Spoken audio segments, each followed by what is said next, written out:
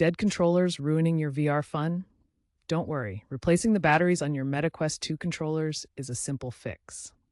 Each controller uses two standard AA batteries. First, power off your headset and the controller you're working on. Locate the battery cover on the back of the controller near the wrist strap. Slide the cover open to reveal the battery compartment.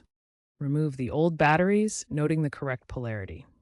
Positive end up is usually indicated inside the compartment. Insert new AA batteries, making sure they're oriented correctly.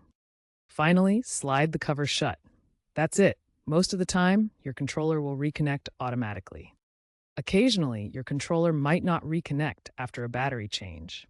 This is usually a quick fix. First, double-check that the batteries are fresh and inserted correctly. If that doesn't work, try repairing the controller. To do this, hold down the Oculus button on the controller until the LED lights up.